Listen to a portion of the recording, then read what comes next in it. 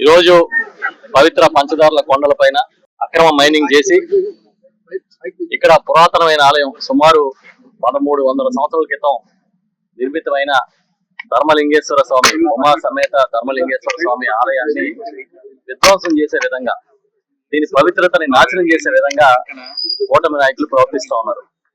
ఎక్కడన్నా తప్పు జరిగితే ఆపాల్సిన ప్రభుత్వం ప్రజాప్రతినిధులు వాళ్లే అక్రమ మైనింగ్ చేయడం.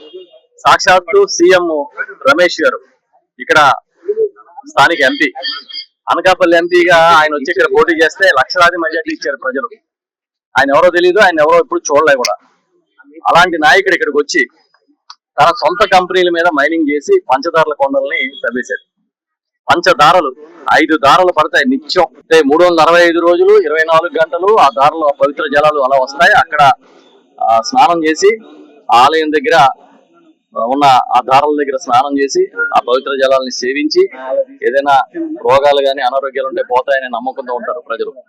ఆ తర్వాత ధర్మలింగేశ్వర స్వామిని సేవించుకుంటారు అనేది ఇక్కడ అందరూ చెప్తున్నారు.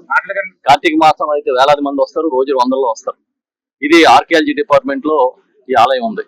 అయినా సరే వీళ్ళ అవినీతి దాహానికి ఆర్కియాలజీ లేదు, దేవుడు లేడు, ఎవరిని పట్టించుకోరు. చివరికి అర్హర మహాదేవుడు శివుడు ఆయన ఆలయాన్ని కూడా విధ్వంసం చేసే విధంగా, పవిత్రతను దెబ్బతీసే విధంగా మైనింగ్ చేశారు. స్థానిక వైఎస్ఆర్సీపీ కోఆర్డినేటర్ గారు, మాజీ ఎమ్మెల్యే గారు ధర్మశ్రీ గారు, అదేవిధంగా ఆయనతో పాటు బొడ్డేడి ప్రసాద్ గారు మా జిల్లా అధ్యక్షులు, ఇంకా అమర్ గారు ఎక్స్ మినిస్టర్ గారు, వీరందరూ కూడా ఇంత ముందు వచ్చి ఇక్కడ ఆందోళన కార్యక్రమాలు చేపట్టడం, పెద్ద ఉద్యమంలాగా చేపట్టడం ద్వారా ఈ విషయం బయటకు వచ్చింది. మేము గౌరవ ముఖ్యమంత్రి, మాజీ ముఖ్యమంత్రి జగన్మోహన్ రెడ్డి గారి దృష్టి తీసుకెళ్ళాం. ఆయన ఒకటే చెప్పారు, మనం వాయిస్ ఆఫ్ ద వాయిస్లెస్, ఎక్కడైతే గళం ఇప్పలేరో వాళ్ళ తరపున మనం నిలబడాలి. ఈ హిందూ ధర్మాన్ని, పవిత్ర ధర్మాన్ని కాపాడమే కాకుండా ఈ పర్యావరణాన్ని కూడా కాపాడాల్సిన బాధ్యత ఉంది. అదేవిధంగా అక్రమ మైనింగ్ ని ఆపి దోపిడీని ఆపాల్సిన బాధ్యత ఉంది. మీరందరూ కూడా వైఎస్ఆర్ పార్టీ తరఫున గట్టిగా నిలబడండి అని చెప్పారు. అదేవిధంగా ఇవాళ పెద్దలు బొత్స సత్యనారాయణ గారి నాయకత్వంలో చెలో పంచదారుల కార్యక్రమానికి వచ్చాం. మేము వచ్చి ఇక్కడ చూస్తే ఆలయాన్ని ఎన్నాళ్ళు ఎందుకు దర్శనం చేసుకోలేదా అని బాధ అనిపించింది ఇక్కడ వాళ్ళందరికీ, నాయకులందరికీ. నేను అంత పవిత్రమైన ఆలయం ఇక్కడ ఉందనే విషయం కూడా ప్రజలకు తెలియని పరిస్థితి. కేవలం వీళ్ళ పాపం వల్ల ఇవాళ ఈ పుణ్యం ప్రజలకు దక్కే పరిస్థితి వచ్చింది. ఇక్కడ ఒక ఆలయం ఉందని దాన్ని వీళ్ళు విధ్వంసం చేయబోయారని తెలిసింది.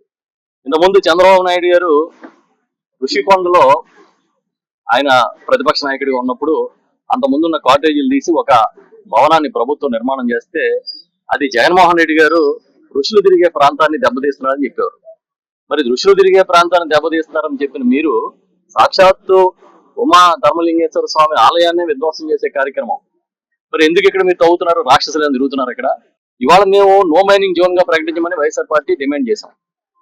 నేను డిమాండ్ చేసినప్పుడు ఇప్పుడు నిన్నేం చెప్తున్నారు? వైఎస్ఆర్ పార్టీ డిమాండ్ అని కాదు కానీ మేము ఆలోచిస్తున్నామంట. మీరు ఆలోచించినప్పుడు ఎందుకు ఇచ్చారు పర్మిషన్లు? ఇవాళ అక్కడ అక్రమ మైనింగ్ జరిగిందని అందరూ ఒప్పుకున్నారు, కలెక్టర్ తో సహా. ఎవరి మీద యాక్షన్ తీసుకుంటున్నారు, ఎవరి మీద క్రిమినల్ చర్యలు తీసుకుంటున్నారని అడుగుతున్నాం. ఈ సీఎం రమేష్ గారు ఇంతవరకు ఎందుకు రెస్పాండ్ అవ్వలేదు? Ruthvik constructions and mining company వాళ్ళదే అంటున్నారు. ఇంకో లక్ష్మీ నరసింహ మినరల్స్ అనే కంపెనీ కూడా ఆయన పిఏ పేరును ఉందంటున్నారు. మరి స్వయంగా ఆయన పేరుని అప్లై చేసుకుని ఆయనే తవ్వుకుని ఆయనే అమ్ముకుని ఏం చేద్దాం అనుకుంటున్నారు? అంటే విశాఖపట్నం ఈ ప్రాంతాన్ని, ఉత్తరాంధ్ర ప్రాంతాన్ని దోచుకోవడానికి అనువుగా ఉందని ఈ కూటమి నాయకులు భావిస్తున్నారా? మరి స్థానిక శాసనసభ్యుడు ఇంత జరుగుతుంటే ఆయన ఎందుకు రెస్పాండ్ కాలేదు? ఇప్పుడు ఏం మాట్లాడుతున్నారు? ఆ రోజు ఏదో జరిగిందని మాట్లాడుతున్నారు. ఆ రోజు ఏదైనా జరిగితే మీరు ఆ రోజు మీరు ఎందుకు ప్రతిపక్షంలో రెస్పాండ్ కాలేదు? మేము ఒకటే అడుగుతున్నాం, ముందు అర్జెంటుగా ఈ పవిత్ర ఏదైతే పంచదారుల కొండలు ఉన్నాయో దీన్ని కాపాడండి. దీన్ని కాపాడి భవిష్యత్ తరాలకి ఈ వనరుల్ని మిగిల్చండి. ఈ పవిత్రతను కాపాడి ఆలయాన్ని రక్షించండి. నో మైనింగ్ జోన్ ప్రకటించండి. బాధ్యుల మీద చర్యలు తీసుకోండి. అక్రమ మైనింగ్ చేసిన వారి నుంచి ముక్కు పిండి వసూలు చేయండి. ఈ దారాలని నష్టపోకుండా ఏం చేయాలో శాస్త్రజ్ఞులను తీసుకొచ్చి దాని మీద అధ్యయనం చేయించండి. ఎందుకంటే ఇవన్నీ కూడా మనకి వారసత్వ సంపద, తరతరాలుగా వస్తున్న ఈ సంపదను కాపాడుకోవడం మానేస్తే ఇంకేం మిగులుతుంది? అసలు విషయాలన్నీ వదిలేస్తాడు చంద్రబాబు నాయుడు గారు. ప్రజలకు సంపద సృష్టిస్తానన్నాడు. ఇప్పుడు చూస్తే సంపద ఎవరు సృష్టించుకుంటున్నారో కళ్ళ కట్టినట్టుగా అనిపిస్తుంది.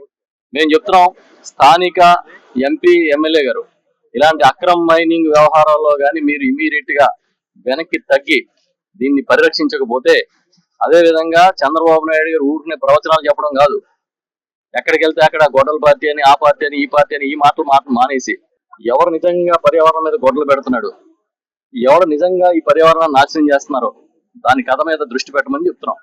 అంతేగాని ఒక ముఖ్యమంత్రిగా ఉండి చంద్రబాబు నాయుడు గారు ప్రతిసారి ఏ ఇష్యూ వచ్చినా కూడా దాన్ని డైవర్ట్ చేయడానికి జగన్ గారు నిడతారు, లేకపోతే వైఎస్ఆర్ పార్టీని నిడతారు, లేకపోతే ఇంకోటో మాట్లాడి తప్పించుకునే కార్యక్రమం చేస్తున్నారు. మేము అడుగుతున్నాం, దీని మీద ఇమీడియట్ గా ప్రభుత్వం రెస్పాండ్ అయ్యి ప్రకటన చేయాలి. చంద్రబాబు నాయుడు గారు ముఖ్యమంత్రిగా ఇమీడియట్ గా దీనికి సంబంధించిన ప్రణాళిక ఏంటో చెప్పాలి. నో మైనింగ్ జోన్ గా ప్రకటించమని చెప్పి మేము అందరం డిమాండ్ చేస్తున్నాం. అది ప్రకటించే వరకు ఈ పోరాటం ఆగదు. ఇప్పుడు ఆ లారీలతో తొక్కించి చంపేస్తే ఇక్కడ ఎవరన్నా చూడడానికి రెడీగా ఉన్నారా? మనం చూస్తున్నాం కదా, వాళ్ళు అదే పని చేయగలుగుతారు. ఎందుకంటే స్టేషన్ తీసుకెళ్లి బూడిది కూడా తల్లి అడిగితే ఇవ్వలేని పరిస్థితి. నా పిల్లలు ఎక్కడున్నారు చెప్పండి అంటే ఆ తల్లుల్ని మాయం చేసిన పరిస్థితి. మీరు లారీలతో తొక్కించేస్తే ఇక్కడ ఎవరు ప్రజలు చూస్తూ ఊరుకోవడానికి లేదు, తిరగబోవటం వస్తుంది. ఆ తిరుగుబాటుకి మీరు సిద్ధంగా ఉండండి. ఖచ్చితంగా మేము వైఎస్ఆర్ పార్టీ తరఫున పోరాటం అనేది చేస్తాం. మీరు ఇవాళ లాండ్ ఆర్డర్ అనేది గాలికి వదిలేసి భయభ్రాంతులు చేసి బతుకుదాం అనుకుంటున్నారేమో. ఎట్టి పరిస్థితుల్లో కుదరదు. మీరు ఎంతమంది తొక్కిస్తారో చూద్దాం, అది చూద్దాం. తొక్కించడానికి రెడీగా ఉండండి, తొక్కించుకోవడానికి మేము రెడీగా ఉంటాం.